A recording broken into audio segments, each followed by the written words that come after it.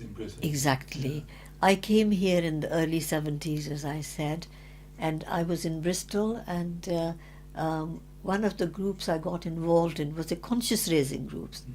In the early 70s, we had conscious raising groups. And I remember becoming a member of a group in Clifton, which is where I lived. And this was a predominantly middle-class group of white women. I was the only person of color there, really. And but we were together as women. And so it was thinking about issues to do with patriarchy in general, rather than Asians specifically. And I remember attending some of the early conferences, national feminist conferences, what was used to be called the Women's Liberation Movement. It wasn't called feminist movement as such.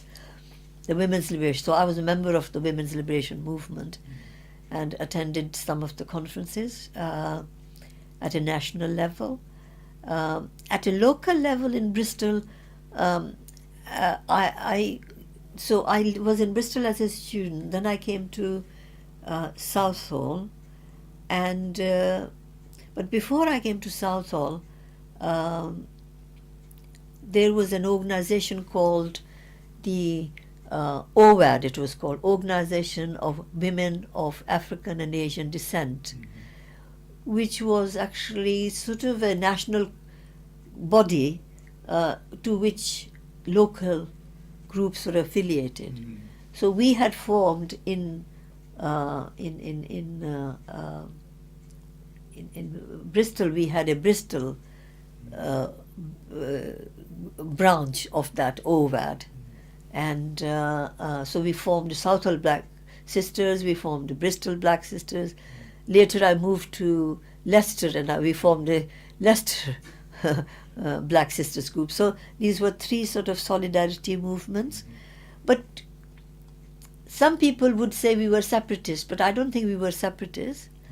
The way we operated was that we felt we needed a space of our own in which we as black women could address issues that affected us specifically. But then when we were dealing with patriarchy in general, we worked with white women's groups when we worked around issues of racism, we worked with anti-racists of all backgrounds. And so that was the kind of politics that influenced our thinking at the time. But there was some difference between your movements and women's lib. Yes, the differences really were based around the fact that I said to you I attended some conferences, national conferences with the Women's Liberation Movement as part of that. But I realized earlier on that during discussion, I mean, basically they were all white organizations. All the speakers were white, and all the issues that were addressed were, I mean, they were not white issues, but they were issues that did not address questions of ethnicity or race at all, and sexuality too at the time.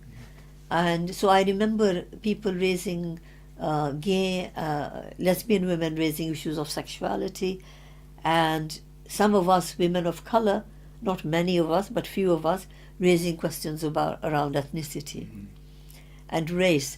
But we felt were not listened to, that we were kind of, excluded from the ethos of these conferences. So we decided to kind of, form our own groups, which is how OVAD came about. As a black women's called national group, and so there were that sort of a huge kind of a well, not a huge, but certainly a gap between white women's movement and black women's movement as it became later on.